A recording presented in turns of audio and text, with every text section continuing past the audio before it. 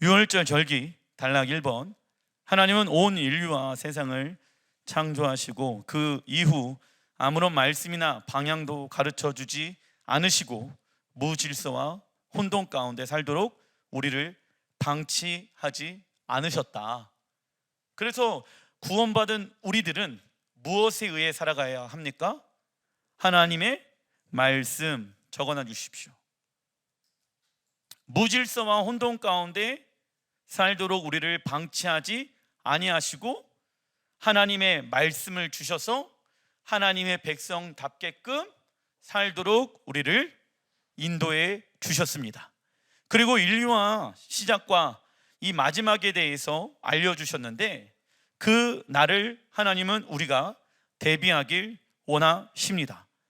그래서 하나님을 믿는 사람들은 이 땅에서 어떻게 살아야 할지 고민하거나 혼란스러워할 필요가 있습니까? 없습니까?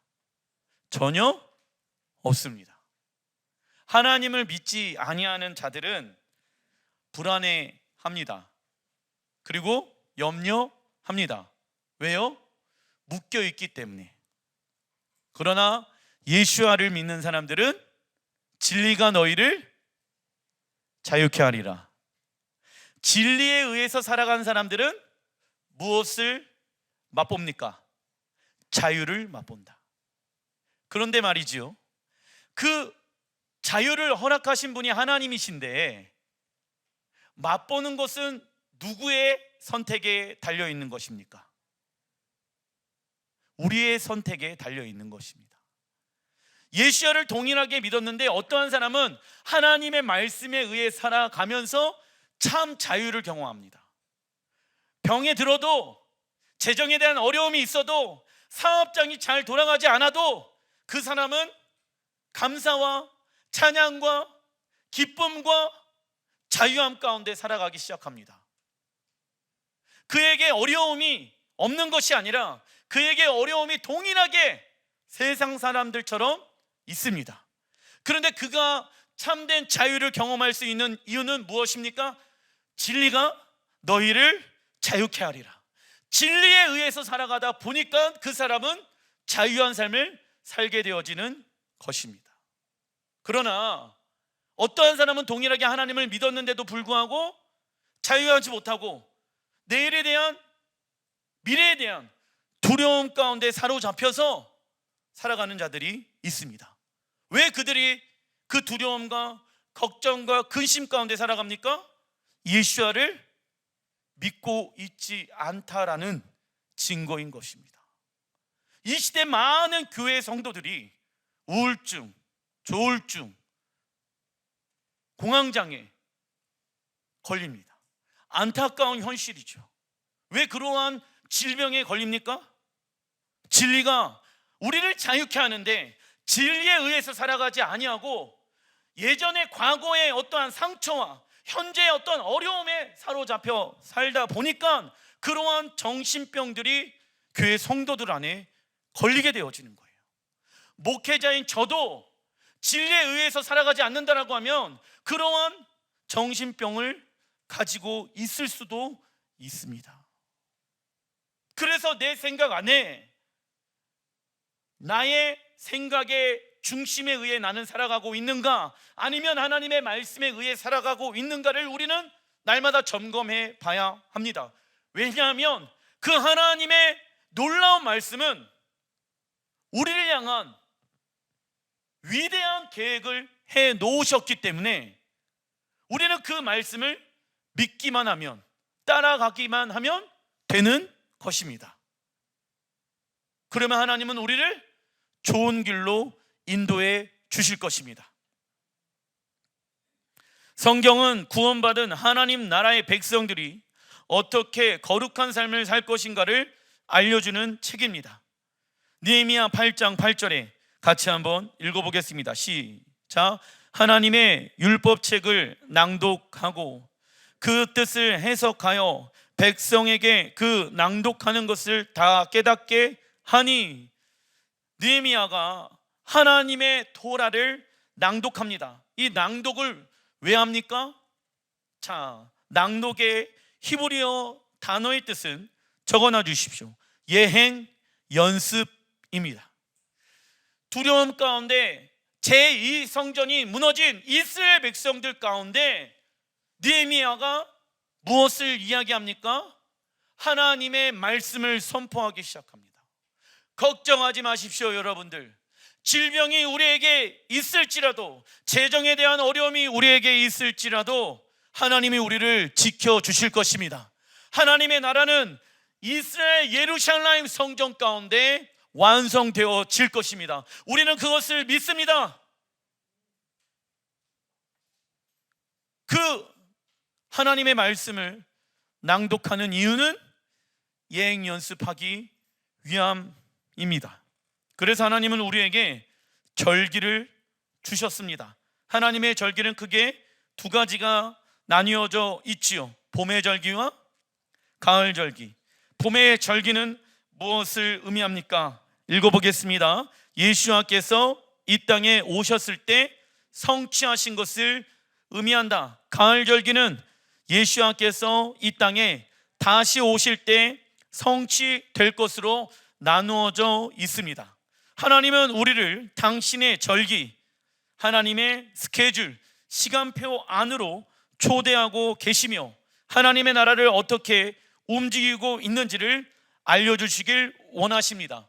대표적인 예가 무엇입니까? 하늘에서 이루어진 그 뜻이 이 땅에도 이루어지길 원한다라고 예수와께서 주기도문 가운데 말씀하신 내용인 것입니다. 왜 예행 연습합니까? 왕이신 예수가 이 땅 가운데 열방의 왕으로 오실 것을 우리는 믿기 때문에 그 하나님의 시간표에 우리의 시간표를 수정해야 하는 것입니다. 그래서 하나님은 당신의 절기들을 일컬어 계속해서 반복적으로 무엇이라고 말씀합니까? 여호와의 절기라고 말합니다. 하나님은 단 한 번도 여호와의 절기를 이스라엘의 절기나 유대인의 절기라고 말씀하지 않으셨습니다.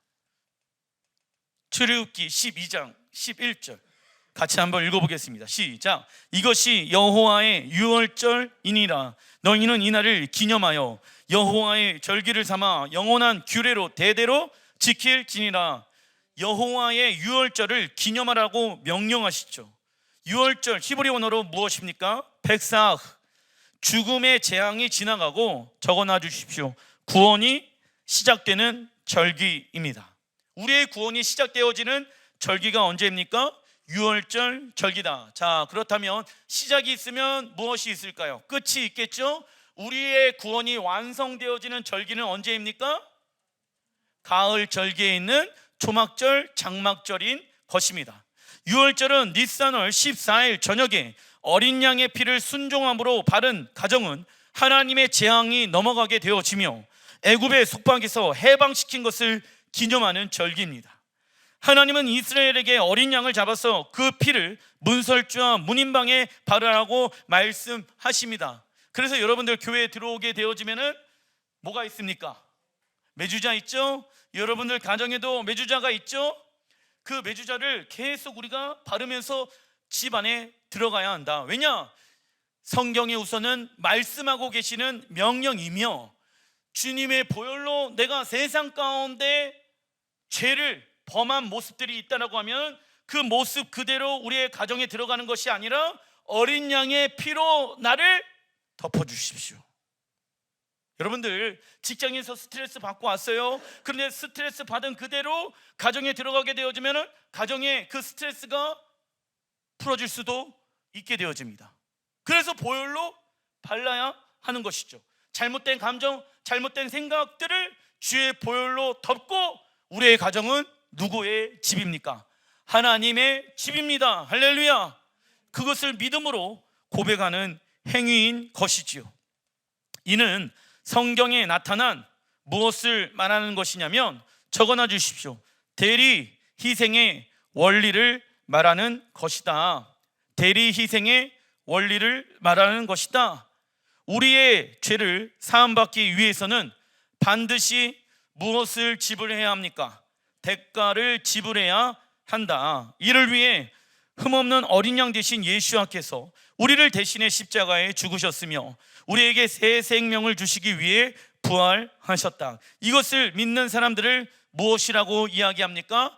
그리스도인이라고 말하는 것입니다. 이 복음을 받아들이는 사람들은 누구일까요? 같이 한번 읽어보겠습니다. 내가 죄인이고 절망이라는 것을 아는 사람입니다. 지금까지 내가 주인된 삶을 살아온 불행한 나의 과거, 현재, 그리고 두려운 미래를 예수와의 십자가에 끝내 버려야 하며 예수와의 부활의 능력을 통하여 우리에게 하나님은 어떠한 것을 주시길 원하실까요? 새로운 인생을 주시고자 예수와께서 우리를 대신해 십자가에 죽으시고 부활하신 것입니다. 그래서 그 예수와를 믿게 되어졌을 때 누가 그 예수와를 믿게 되어집니까? 내가 죄인이고 절망이라는 것을 아는 사람이 그 예수와를, 복음의 메시지를 믿게 되어지는 것입니다. 이때 우리의 구원은 시작되어지죠. 구원이란 무엇을 말합니까? 끊어졌던 하나님과의 관계의 시작입니다. 그래서 우리의 구원은 오직 하나님의 은혜와 우리의 믿음으로 이루어지는 것입니다. 이스라엘 백성들이 애굽에서 구속받은 것도 첫 번째부터 아홉 번째까지 재앙은 하나님의 절대적인 주권이 나타난 것이고, 열 번째 재앙은요, 어린 양의 피를 바르는 무엇이 요구되어졌습니까? 믿음의 순종이 이스라엘에게 요구되어진 것입니다. 자, 여러분들 보십시오. 만약에 그 열 번째 재앙 가운데 이스라엘 백성들의 가정 가운데 어떠한 가정이 이 믿음의 순종을 하지 아니하고 어린 양의 피를 바르지 않았다라고 하면은 그 이스라엘 가정은 어떻게 되어졌을까요? 열 번째 재앙에 벗어날 수가 없게 되어지겠죠. 그들은 믿었습니다. 무엇을요? 하나님이 우리를 애굽에서 건져내신 것을. 그 건져낸 것을 믿느냐? 예, 주님. 그렇다면 어린 양의 피를 문설주의 문지방에 바르라. 이 행위는 누구의 행위가 되어야 합니까? 우리의 믿음의 행위가 되어야 하는 것입니다. 믿음의 히브리어 원어를 보니까 에무나 뜻은요, 적어놔 주십시오. 충성과 신실함. 믿음의 원래 뜻은 무엇이다? 충성과 신실함을 뜻한다. 내가 죄인이고 절망이라는 것을 아는 자가 예수와의 복음을 받아들이게 되어집니다. 예수와를 마음으로 믿었다고 하면은 우리는 어떠한 모습들을 우리의 삶 가운데 나타내어야 합니까? 예수와에 대한 충성된 모습들이 우리 안에 나타나야 한다.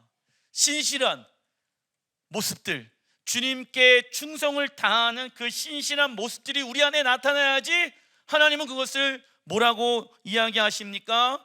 에무나, 믿음의 사람이구나 라고 말씀하시는 것입니다. 그래서 믿음은 두 가지가 있어야 합니다. 하나님을 향한 무엇입니까? 신뢰와 하나님을 향한 순종이 있어야지 그 믿음이 우리 안에 역사할 수가 있는 것입니다. 대표적인 예가 노아는 믿음으로 순종하여 120년간 방주를 지음으로 하나님의 구원을 경험하였지요. 만약에 노아가 방주를 짓지 않았다라고 하면은 하나님의 구원을 경험할 수 있었다 없었다? 없었죠. 그리고 아브라함도 믿음으로 순종하여서 어디를 떠나게 되어집니까? 본토, 친척, 아비의 집을 떠나서 약속의 땅을 향하여 나아갔다. 그런데 그가 계속 그 아버지의 집, 본토, 친척의 집에 머물러 있으면서 나는 하나님을 믿습니다 라고 했다라고 하면은 그 사람은 구원을 얻을 수가 없는 것입니다. 소돔과 고모라 땅도 마찬가지겠죠? 그 소돔과 고모라 땅에서 나와야지 무엇을 경험할 수 있습니까? 구원을 경험할 수가 있었던 것 아니겠습니까? 그러나 롯의 아내는 미련이 남아서 뒤를 돌아보게 되어졌을 때 이 소금 기둥이 되어진 것처럼 우리 또한 그러한 잘못된 모습을 가지고 신앙생활 해서는 안 되는 것입니다. 그래서 믿음은 우리가 원하는 대로 믿는 것이 아니라 하나님이 하신 일과 앞으로 하실 일에 대한 전 인격적인 반응이 우리 안에 나타나야 하는 것입니다. 그리고 우리 믿음의 중심 가운데는 무엇을 두어야 한다? 하나님의 말씀을 두어야 한다. 그리고 하나님은 유월절을 기념하라 라고 말씀하고 계시죠.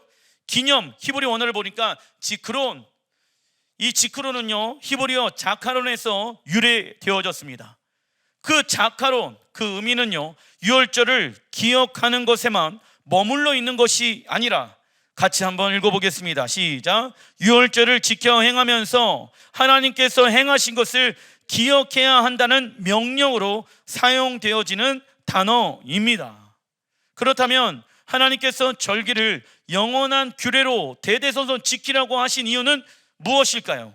이는 매년마다 유월절을 지키면서 우리 안에 있는 죄가 있는지 없는지를 점검하며 더 이상 죄의 노예로 살아가는 것이 아닌 하나님 나라의 백성으로 살아가기로 결단하는 날로 그 유월절을 지켜야 하는 것입니다. 그래서 이 절기는요 한마디로 이야기한다라고 하면은 이 구원에 관련되어진 부분들을 이야기하는 것이다. 매 연마다 우리가 왜 절기를 지킵니까? 우리의 구원을 점검하는 시간들을 가져야 하기 때문에 그러한 것입니다.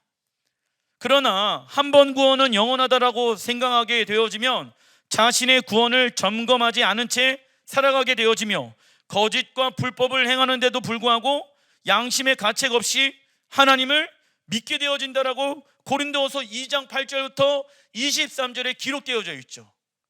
이 시대 많은 교회 다니는 사람들이 세상의 방법으로 살아가고 거짓과 불법을 행하고 있는데도 불구하고 나는 하나님을 믿었기 때문에 어디 간다? 천국에 간다라고 속고 있다. 미혹의 영은 확실히 존재하는 것입니다. 그래서 사단이 이 절기를 지키지 못하게끔 하는 거예요. 구원을 점검하지 못하게 하기 위해서. 왜? 한 번 구원은 영원한 구원이고 절기 끝났다. 그러나 아직 여호와의 절기는 끝나지 않았다라고 성경은 말씀하고 있습니다. 빌립보서 2장 12절, 그러므로 나의 사랑하는 자들아 너희가 나 있을 때뿐 아니라, 사도 바울이 얘기하는 거예요. 그 당시에도 이 헬라의 가르침들이 있었거든요.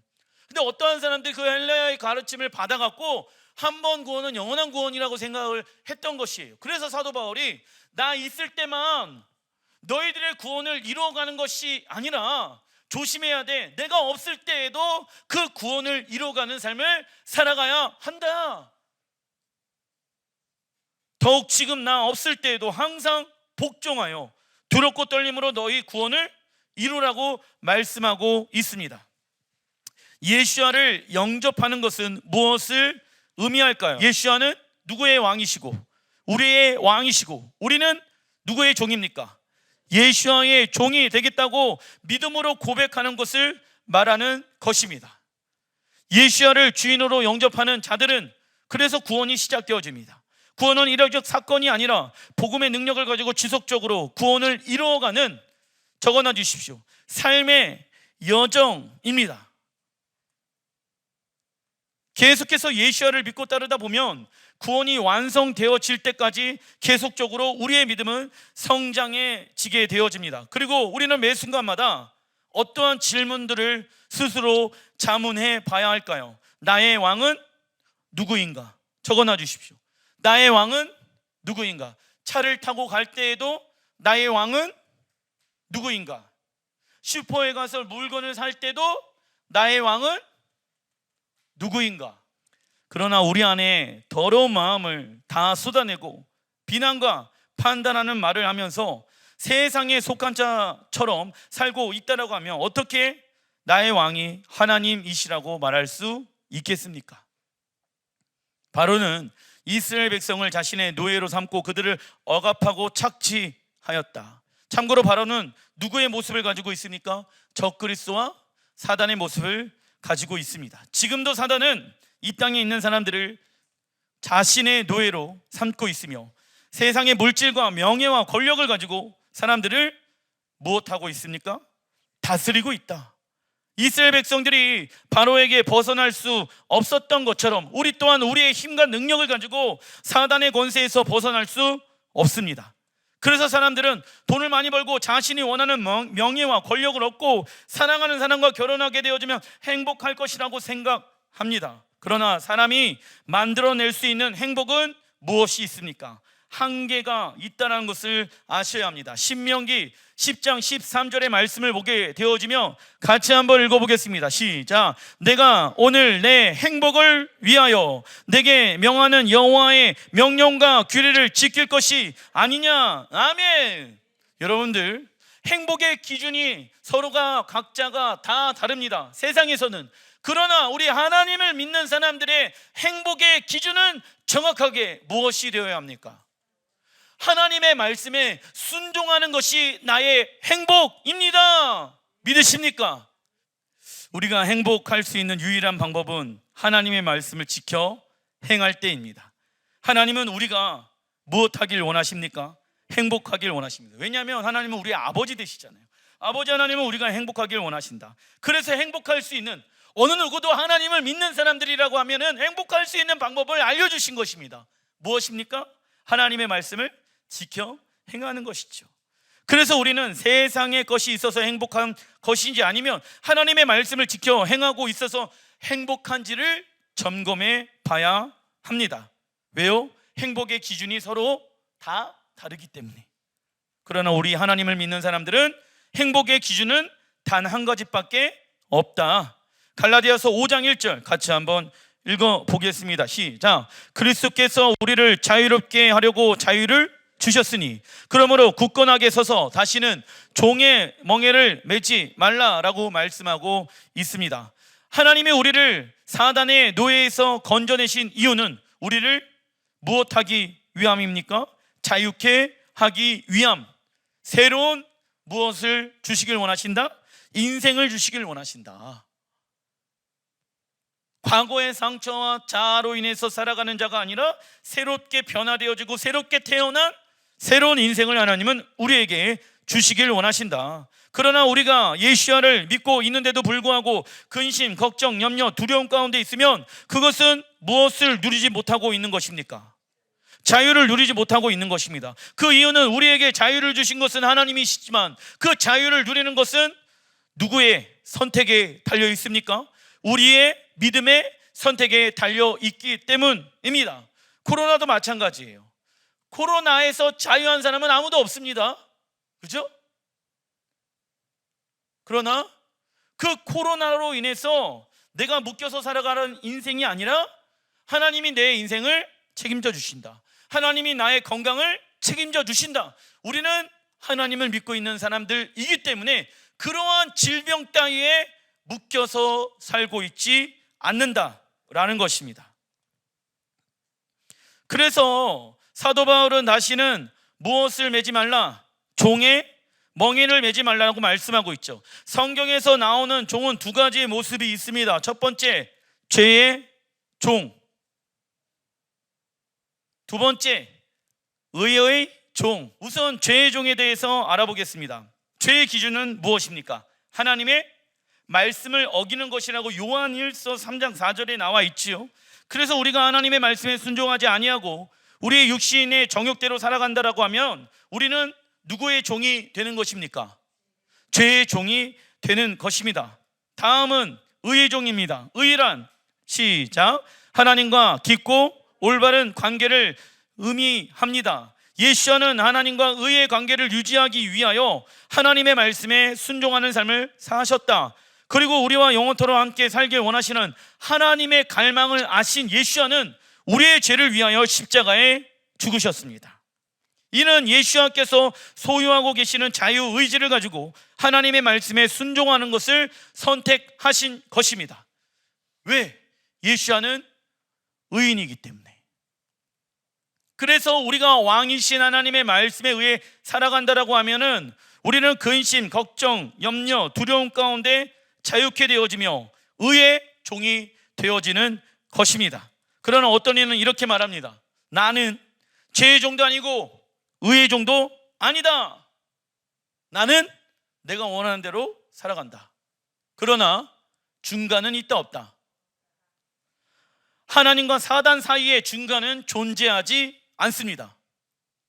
죄의 종 아니면 의의 종이다. 출애굽기 12장 15절 시작. 너희는 이레 동안 무교병을 먹을지니 그 첫날에 누룩을 너희 집에서 제하라. 무릇 첫날부터 일곱째 날까지 유교병을 먹는 자는 이스라엘에서 끊어지리라.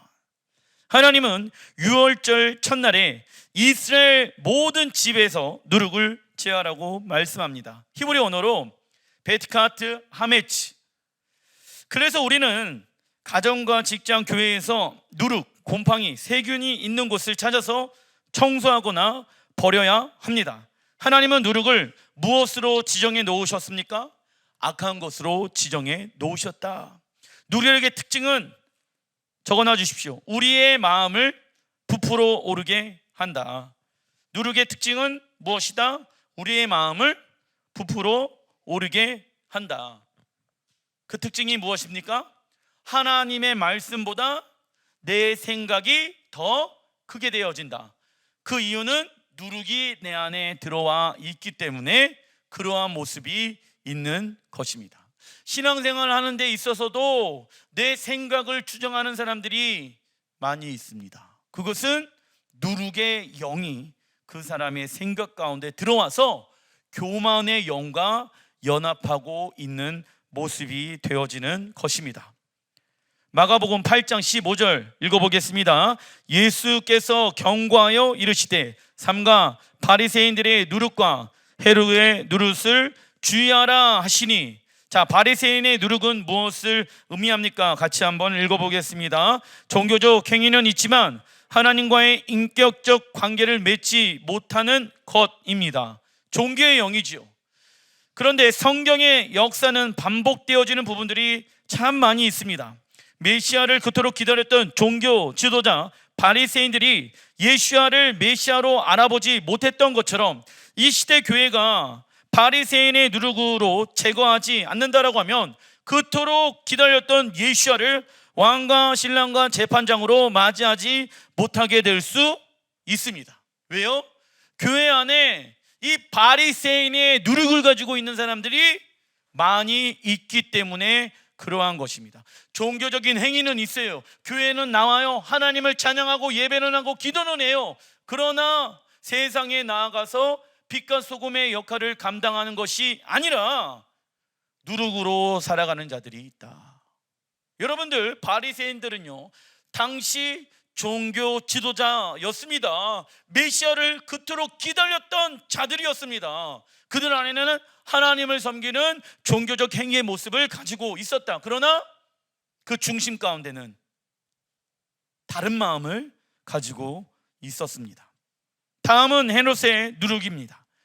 헤롯의 누룩이란, 읽어보겠습니다. 시작.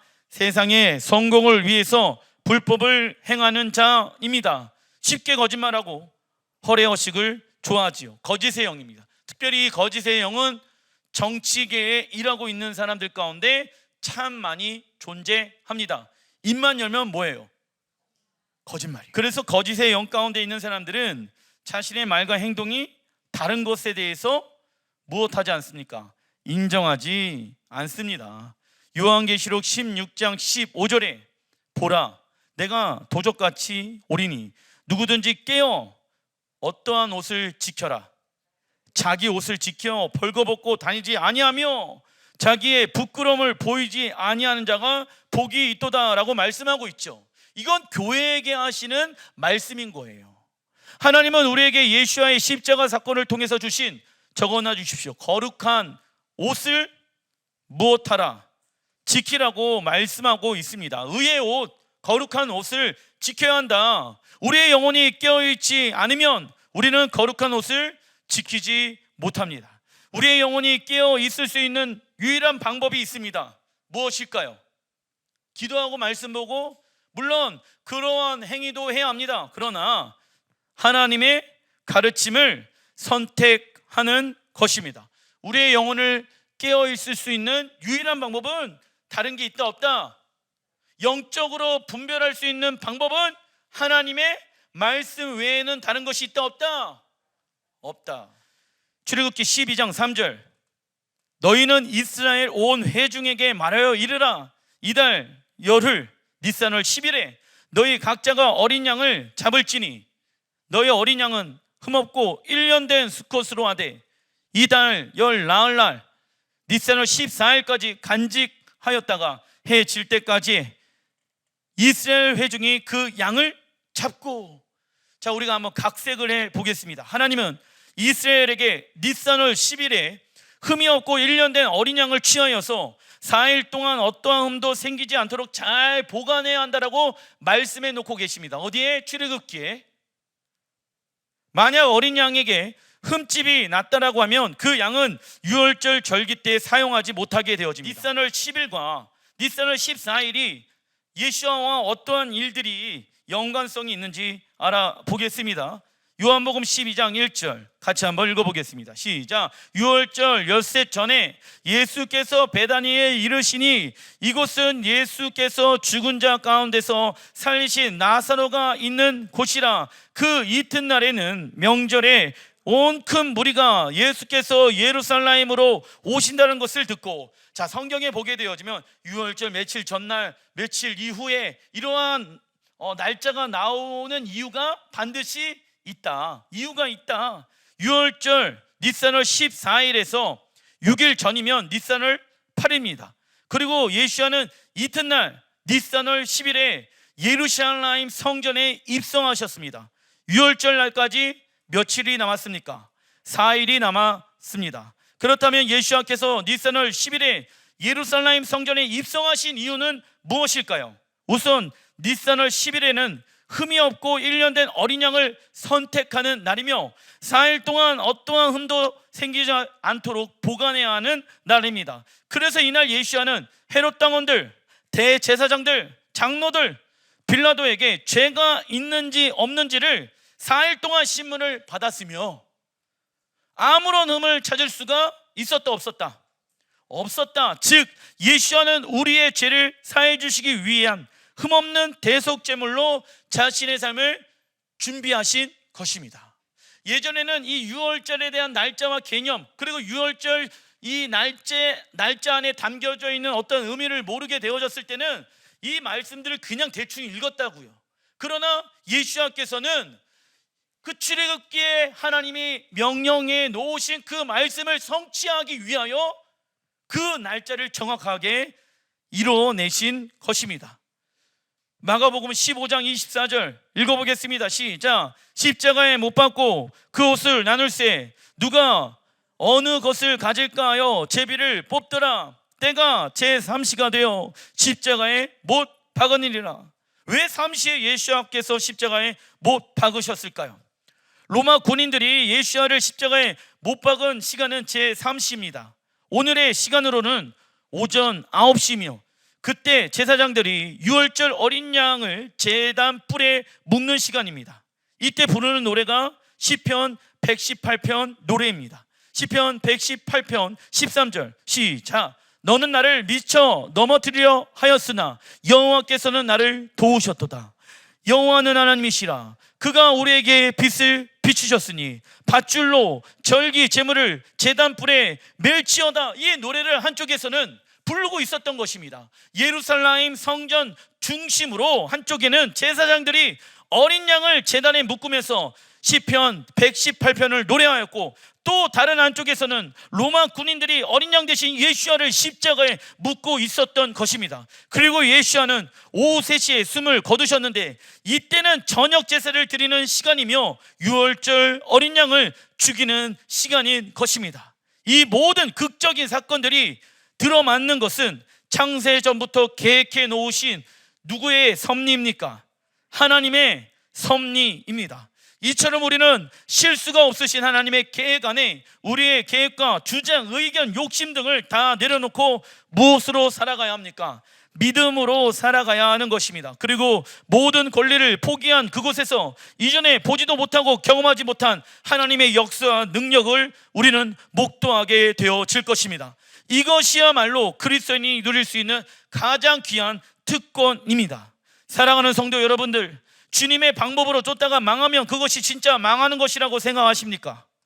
그러나 예수와의 십자가 복음을 경험한 사람들은 나를 부인하고 나의 십자가를 짊어매는 싸움을 해야 하며 철저하게 우리의 무엇이 망해야 합니까?